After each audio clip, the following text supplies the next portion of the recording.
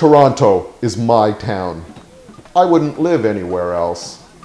But last June, Stephen Harper transformed Toronto into a police state science project for austerity. Toronto Mayor David Miller pleaded, to no avail, that the fascist fete be held at the nearby Canadian National Exhibition grounds. But the PMO insisted on holding the G20 in downtown Toronto.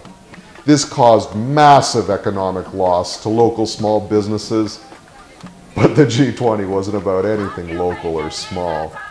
Protest was criminalized weeks in advance by Miami model propaganda. Middle-of-the-night raids netted community organizers and students planning to exercise their democratic rights. One casual remark made to one of the thousands of cops jetted in from across Canada resulted in one man's being arrested and tortured. Legal cover for the repression came courtesy of the special police powers conferred by the province. Moldy old statutes protecting public works in World War II were revived, so G20 protesters were now treated as Nazi saboteurs.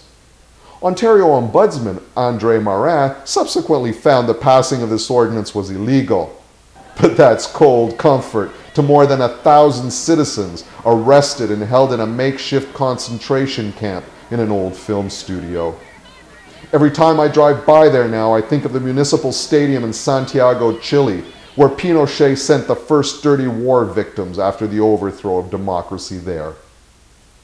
Saturday, June 26, 2010, brought the entrapment. Police abandoned junk cruisers all around the city. The cars were vandalized for hours while phalanxes of riot cops aimlessly harassed protesters around the corner. No effort was made to prevent these cars from being set alight. Neither was a finger lifted to stop Black Bloc protesters from breaking Starbucks windows, though there were 20,000 riot cops within 20 blocks. In fact, cops were ordered not to stop them. So the 6 o'clock news loops made it look like there was a full-on intifada going down in Hogtown. My friends desperately texted me to get out, but I was just concluding a peaceful day of labor demonstrations with a couple of beers on a patio. Then on Sunday, the police sprung the trap. Citizens were subjected to full fascist policing for no reason at all. They were kettled in the rain, done serious bodily harm in free speech zones, tear gassed, pepper sprayed, blasted with powder loads, arrested, imprisoned, and otherwise creatively repressed. That Sunday forever imprinted the ugly stain of fascist policing on Toronto. No one in this town will ever view a cop the same way. But in the end, what was really breathtaking was the unprecedented expenditure of $1 billion on gratuitous oppression. That's twice Canada's yearly foreign aid budget. That's 5 times the cost of the cancelled Ontario Special Diet Allowance for social assistance recipients with health-related dietary needs. That's 35 times the cost of security at Will and Kate's wedding in London, where there is actual terrorism. Why was this done to Toronto the good? The rights of Torontonians were the paving stones for austerity.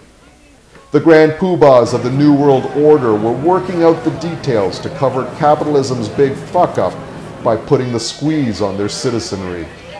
Everybody knew this wasn't going to be popular with the peasants, so the RCMP, Guardia Nacional, called the shots from a bunker in Barrie, Ontario, under direct orders from the PMO.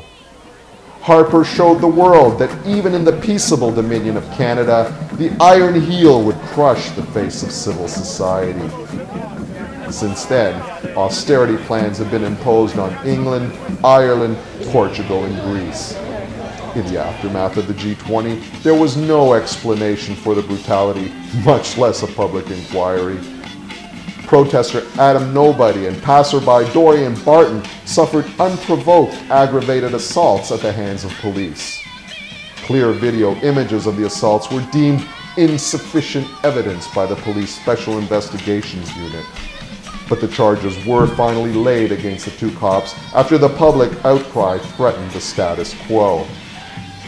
but I doubt either cop will spend 150 days in jail endured by Alex Hundert for the crime of trying to organize peaceful protest.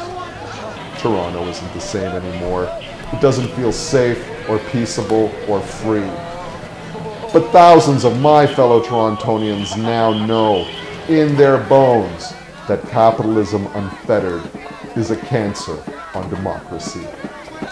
In Toronto, for Rabble TV, I'm Umberto da Silva.